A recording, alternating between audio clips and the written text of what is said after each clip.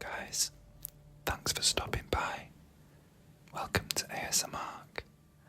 ASMR showcases spine-chilling stories from Reddit. All will be narrated in a soothing ASMR whisper. So let's find a quiet spot, relax, and dive into the world of whispers and chills with these scary stories from Reddit. I remember when I was a cop, I was in a small town. Not many people knew about it, and one day I was called to check out an old apartment complex that no one had been in for years.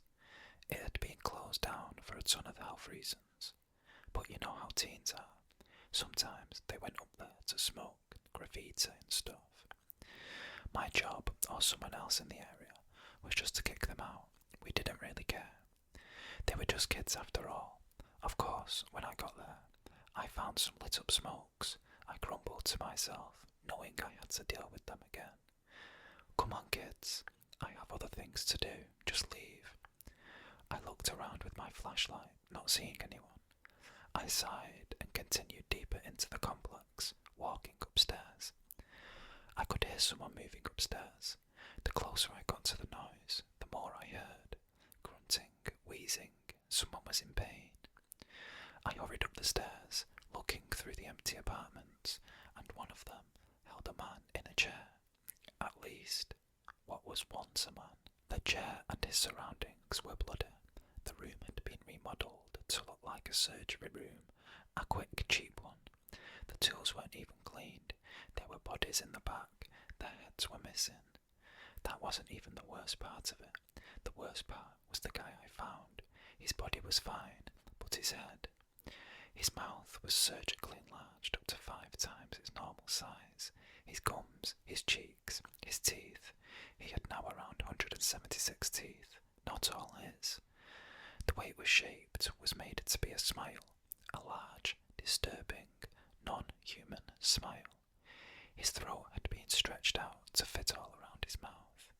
The man was crying when I found him. I fell back, thinking to take my gun out. What else could I have done? At first, I thought he could have hurt me. After I had raised my gun to him, I noticed he was tied to the chair. I don't know who did this to that man. We never caught them.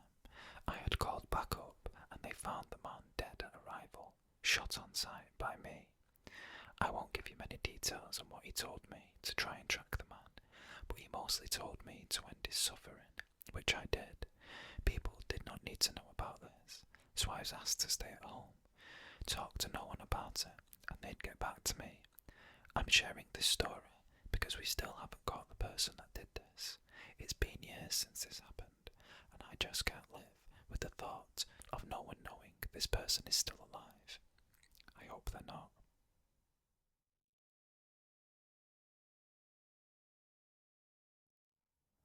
I was on the subway in New York City, just minding my own business. I look down the train car, and there's a man staring in my direction. He's standing up, white skin, dark hair, black clothes, maybe 30 years old. He wouldn't look away from me. He was locked in. His eyes were black. That's what I remember most about him. His all black eyes. I started internally freaking out. The way he was staring at me seemed like he knew I could see him, if that makes sense.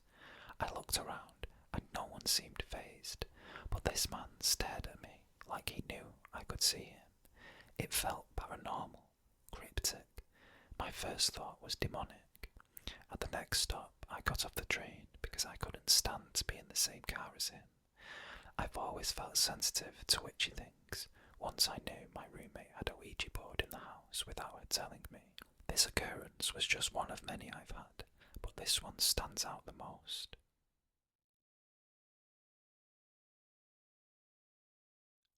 I've never really believed in ghosts, but something happened a few years ago that still sticks with me. I was home from work, sleeping in my room, around 2 a.m. I woke up out of nowhere. No nightmare or noise, just that weird something's wrong feeling. I sat up and heard it clear as day, a woman's voice whispering my name. Not once, but twice. It came from the hallway just outside my door. I froze. It didn't sound threatening, but it definitely certainly wasn't familiar either. I thought maybe it was the TV, but everything was off. Eventually, I chalked it up to dreaming while half awake and went back to bed. The next morning, over breakfast, my dad casually asked me, "Did you get up last night?" I thought I had heard someone say your name in the hallway. I hadn't told anyone what I heard. We just kind of stared at each other for a second, then changed the subject. He still doesn't talk about it. Nothing else ever happened after that, but that one moment is buried into my brain. I don't know what we heard, but I'm pretty sure we both heard the same thing.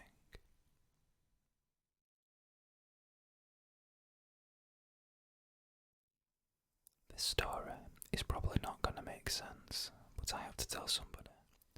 To be honest, nobody will probably see this, but you know that feeling when you write something down and it makes you feel better after you do? Well, that's how I feel doing this. I don't know if this is a confession or just a sick, twisted vision or hallucination, but I'm scared regardless. As a child, I would have these fantasies, but not like any other kids. While they daydreamed about candy or video games when they got home, I fantasized about subjects like what a razor would feel like against my bare skin. And yes, I know it's messed up, but I couldn't help it. I've heard of this thing called intrusive thoughts, but how are my thoughts intrusive when they're the only thoughts I have? I tried telling a teacher, and I told her about how I couldn't stop thinking about what it would feel like to put my hands inside a dog's intestines. I was confused, because the teacher called the principal up, and he took me to his office, where I waited for my mum. That was the first time I'd been in trouble, and it wasn't a light sentence either. I got suspended for 2 weeks. Fast forward about 6 years, which is present day. The daydreams had faded away until maybe 2 months ago. They started up again, just this time they were worse. I started envisioning doing these acts, and at one point I found myself grasping my teacher's throat and shoving a pencil through it, and I enjoyed it too. Then I woke up and realised there really is something wrong with me. I thought I did it for real, but I didn't. I started screaming out of frustration because I knew I was different from the other kids. My mother walked in, saying those words as she always asked, "Is something wrong?" I couldn't explain it, but I would get super frustrated every time she said that. And then something weird happened. I don't remember all of this, and most of it is a blur, but I started fantasizing and hallucinating. I couldn't differentiate reality from what was in my mind, and it was scary. Today, I went downstairs to have breakfast when it happened again.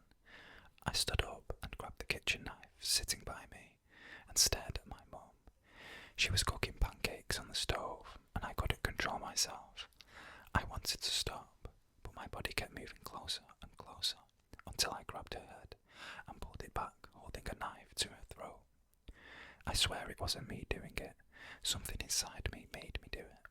And right before I committed, she looked at me with terror in her eyes and almost soullessly asked, "Is something wrong?" I killed her. Her body's sitting right here as I write this.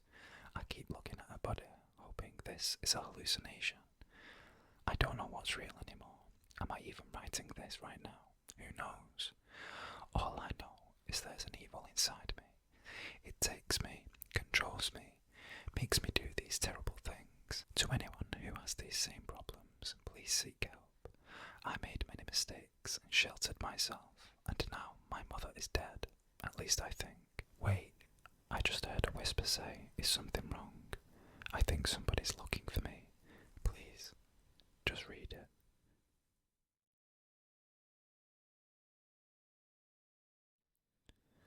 When I was younger, my guess would be around 12, I started having experiences with the paranormal, and as hard as it may be to believe, I know it was for me. The short experience I'm about to share is 100% true, and is one of probably hundreds at this point. Somewhere around the age of 12, something shifted with me. The best thing I could really say is that it was as if I became a magnet to paranormal things. This is the very first thing I remember happening to me, that till this day 20 years later, I'll never forget. One night, I lay down like any other night because I had school the next morning. I fell asleep shortly after laying down. At some point, not exactly sure how long, I suddenly woke up from my sleep. It was almost an instant waking. I was stuck in sleep paralysis.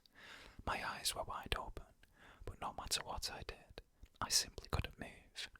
It was dark in my room, so that, coupled with the sleep paralysis, was not pleasant to say the least. Not to mention, this was my first experience with sleep paralysis. All of a sudden, my bedroom door slung open and my bedroom light came on. There was this lady, I'd say she looked possibly in her 50s, that floated in and over to the side of my bed. I remember very vividly, she didn't walk because my eyes were the only thing I could move, and I was looking at her through the corner of my eye, scared to death. She just sort of floated. She had her hair pulled back into something like a bun. She was wearing older style clothing. I'm not sure if it would be called colonial, or what else it could be called. It was a dress like the women used to wear in the older days, when they had an apron on and churned their own butter. Everything about this one was colourless, almost frozen in appearance, like ice. She looked like she stepped out of an old colourless TV. She wasn't quite white, and she wasn't exactly grey. The only thing that was different were those eyes. Good God, those eyes. They were solid white like her pupils were missing, or one of those marble statues. She leaned down and in almost a creepy whisper and said 3 words. Death Valley Forge. It was at that exact moment the sleep paralysis stopped, and I shot up out of bed, screaming, and ran into my parents' room, crying my eyes out. I was scared to death. They convinced me it was just a dream and sent me back to bed. I was reluctant, but decided they were probably right. I went back to my room and went to sleep and never saw the lady again. A few weeks after this happened, I realised one thing I'd missed. When I finally got released from the sleep paralysis, I never stopped to open my door or turn my light on. I ran out immediately. When I returned, the door was open and the light was on. I didn't open the door or touch the light, so if it was just a dream, how?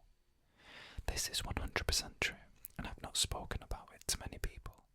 Since that day, I've had hundreds of encounters. I'm not sure what happened or why, but it continues to this day.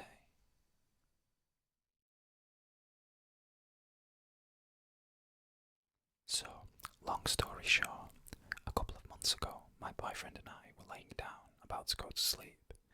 He told me he could see 2 figures in our room with no eyes, and when he told me that, he said they started staring at us after. Then he said he could hear what sounded like them talking to each other, but couldn't make out what they were saying, and it was super quiet. Then, after a while, he opened his eyes and saw it on the ceiling looking at us. He closed his eyes, and when he opened them to check, he said his body was still on the ceiling, and his neck stretched to where its face was close to his, just staring. He described the thing on the ceiling as looking kinda similar to the rake, greyish skin, human face, but black eyes, as if there were no eyes, just holes. It was super skinny and had long fingers. It was naked, but had no genitals or nipples. And the figures he saw before he saw the thing on the ceiling had the exact same face, but blank expressions. He said it didn't feel evil, and he didn't feel like he was in danger. But of course it was scary. We even talked about maybe it being some alien creature. Because this happened once and never happened again, we were both very strong in our faith and love for Jesus, and our house is not haunted. We have no attachments. Something that crossed our mind was maybe it was just a bad omen.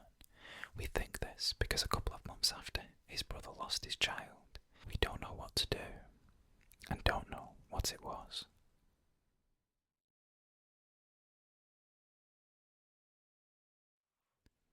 The basement was cold and damp, the air thick and stale. He stood there, towering, his head nearly brushing the ceiling. His features were long and slender, limbs stretched unnaturally. His arms hung low, fingers almost graceful grazing his knees. His legs, thin and bone-like, made him stand at an impossible 12 feet tall. His mouth stretched wide, too wide, an unnatural stretched mouth that revealed nothing but a black void inside. His eyes, deep and hollow, were pits of endless darkness, a void that seemed to pull everything in. I don't remember how it got there, or how it even got inside. All I know is I locked it deep in my basement, where it couldn't come out. Well, that was until I found the basement door wide open. "Hello," I said, staring into the dark basement that yawned open before me. My voice felt small, swallowed by the shadows below. Fear crawled up my throat, thick and sour, like I might throw it up. I slammed the door shut, my hands shaking. Then I heard it, soft, rattling noises from the kitchen.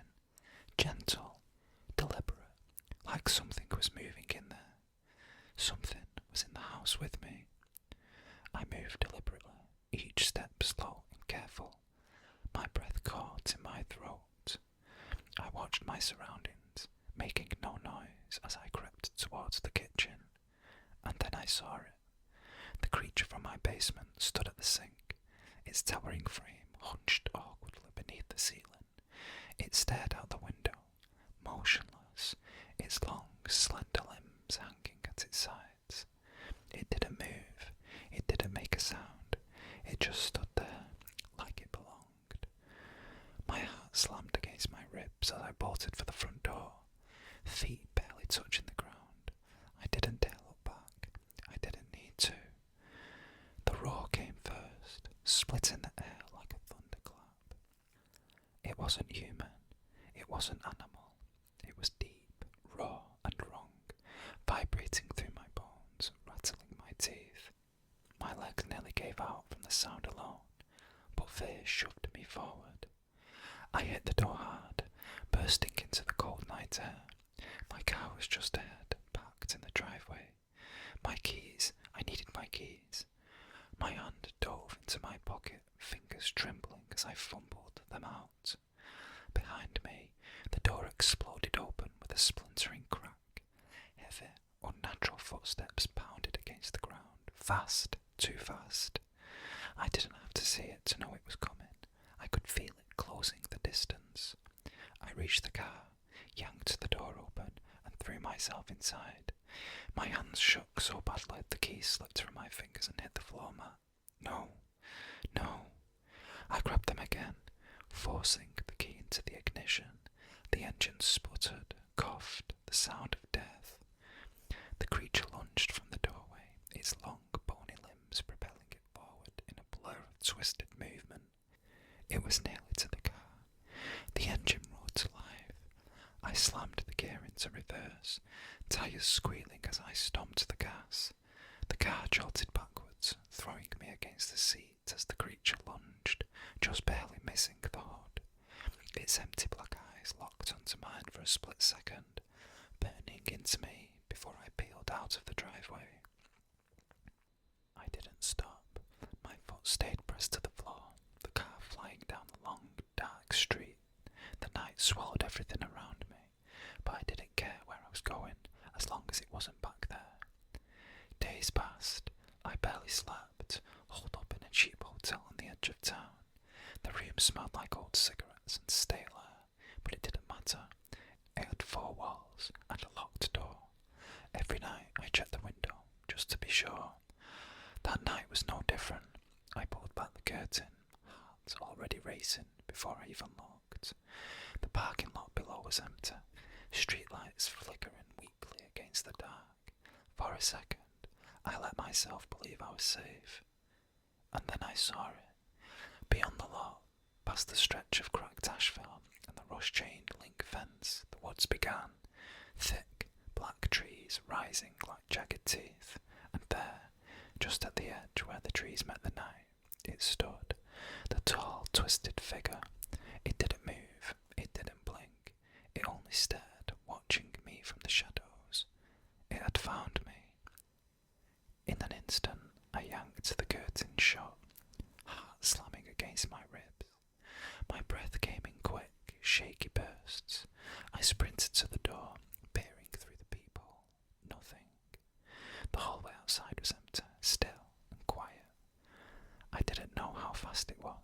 I didn't know how smart it was, but it found me. Hours crawled by. The TV droned on in the background, some late-night sitcom I wasn't paying attention to. I kept glancing at the window, half expecting to see it again. Then came the knock. It wasn't loud, just a soft, deliberate tapping. My head snapped towards the door, dread sinking like a cold weight on my chest. Who the hell could that be? I slid off the bed, feet hitting the floor. Before I reached the door, I heard a voice. Hello, I need help. Help me, help me, I need help, help me. It didn't sound right. It was flat, robotic, like a bad recording played over and over. No emotion, no urgency. I froze. My throat tightened. If you don't leave right now, I'm calling the police, I shouted, my voice trembling. The voice didn't stop. Help me. I need help. Open the door. Open the door. Open the door. It wasn't even yelling. Just that same lifeless, droning tone. That was the worst part. The calmness. Like it wasn't asking. Like it was telling. My hands fumbled for my phone. I dialed 911, fingers shaking so hard I almost hit the wrong numbers. The voice stopped. My stomach twisted. It was like it knew. The operator answered. I explained everything. The voice, the knocking, the thing in the woods. My words tumbled out fast and frantic. We'll send someone, they said, but it might take a few hours. A few hours. My heart sank. My hand shook so badly the phone nearly slipped from my ear. I didn't hang up. I didn't move. I just stared at the door, waiting. Out of fear, I asked, Could you just stay on the line until they come? I don't want to be alone. At first, she hesitated. I'm sorry, sir, we can't do that. We have to answer the calls. Please, I cut in, my voice trembling. Please. I don't think I'll make it out if I'm alone. There was a pause. I could hear her breathing on the other end. Then quietly she said, Okay, I'll stay. Relief washed over me, but it didn't chase the fear away. My eyes stayed locked on the door. Her voice was calm, gentle. My name's Rachel. What's your name? I swallowed hard. It's James. All right, James. I'm here with you. You're not alone. My throat tightened. Thank you. I think it's still out there. Can you still hear the voice? She asked softly. I shook my head, even though she couldn't see me. No, it stopped when I called you. But the way it sounded, I paused, shuddering at the memory. It wasn't normal. It was like robotic, repeating itself over and over. Rachel was quiet for a moment and then said, You're doing great, James. Just stay with me. The officers are on their way. I nodded again, trying to steady my breathing. But deep down, I couldn't shake the feeling that the quiet wasn't a good thing. It felt like the calm before something worse. Rachel's voice came through the phone again, steady, but a little more serious. James, who's chasing you? Can you describe them? I opened my mouth, but nothing came out. My throat felt tight, like the words got stuck halfway up. I don't know, I said finally. It wasn't a lie, not really. It's tall, really tall. Its arms are too long. Its mouth. My voice trailed off. My mind replayed that black void, the hollow eyes. My stomach twisted. Too long, Rachel asked gently. James, are you saying it's something wearing a mask? Or, no, I cut in, my voice crackling. It's not a mask. It's not human. The line went quiet for a moment. I heard her breathe in. James, she said slowly, carefully. Are you sure? Could it be someone in a costume, maybe? Sometimes when we're scared, our minds, I know what I saw. I snapped, louder than I meant to.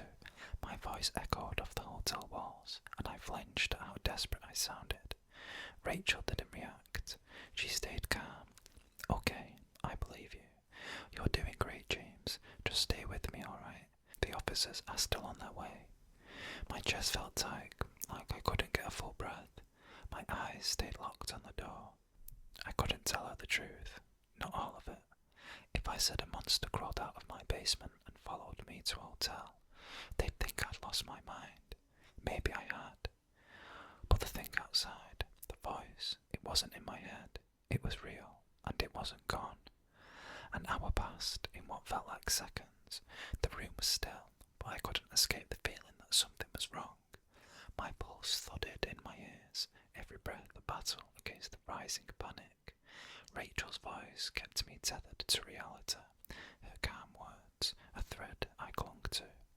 Then suddenly, a knock at the door. I froze. The hairs on my neck stood up. Hello, this is the police. Open the door. This is the police. Open the door. A wave of relief flooded through me. I wasn't alone. Finally, the officers were here. I rushed to the door, heart pounding in my chest. I glanced at my phone to make sure I hadn't missed anything, and there it was. The call still connected. Rachel's voice as steady as ever. James, stay calm. They're on their way. I could hear the muffled voice of the officer outside, repeating the same line. The door was within reach. I grabbed the handle, yanked it open, ready to let in the safety of the police. But there it stood, the creature. It towered, its limbs unnaturally long, bent in sickening angles, its black, empty eyes locked onto mine. The grin that stretched across its face was wide and chilling, too wide. I looked down at my phone, in my trembling hands. The screen read, 911, what's your emergency? A smile twisted across the creature's face. It wasn't the officer. It never was. I staggered back, my blood running cold. My stomach dropped into a pit of icy dread, and then it hit me. Rachel never asked for my location. I had never been on the phone with the police. I'd been talking to it.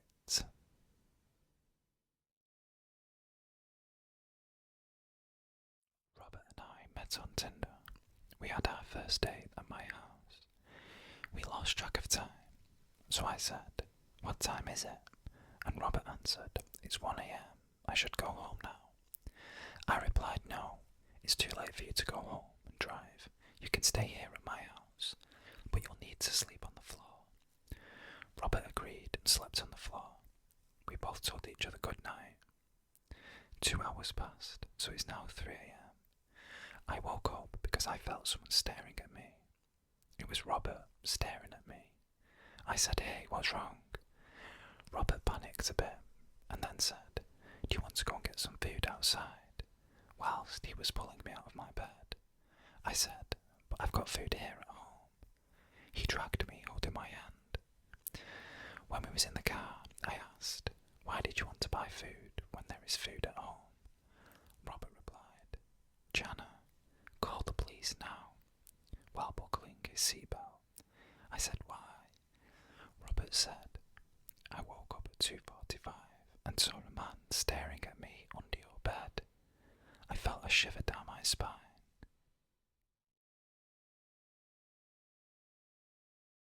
My friend works for FedEx. She was driving to someone's house to deliver a package today. This happened at around 1:30 p.m. That person's house was in an isolated spot, the nearest neighbour being 10 minutes away. The road she was on was surrounded by trees. The person's driveway had a gate that was open and was also surrounded by trees. She noticed a no trespassing sign, but because she was delivering their package, she ignored it and continued on. As she drove up to the gate, she felt uneasy. When she passed through that first gate, that feeling got more intense. She ignored it because she thought she was just feeling anxious about the trespassing sign. The trees cleared up, and it was just grass after that point. She could see the house clearly, even though it was still far up, and there were only 2 small trees on either side of the house. As she continued up, she eventually got to the second gate that was closed. She figured it was closed for a reason, so she got out of her truck and left the package there. As she was setting it down though, she saw movement from the corner of her eye.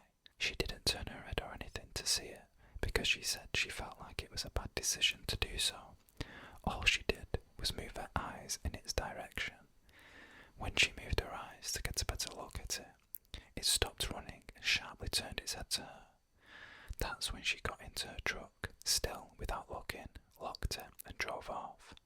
She said it looked like a person with long limbs galloping on all fours in an unnatural way, like not as a person would, but like an animal would. I asked her if it could have just been a horse or something, but she was so sure it was a person. In her own words, she said she felt icky and uneasy the whole time she was on that property.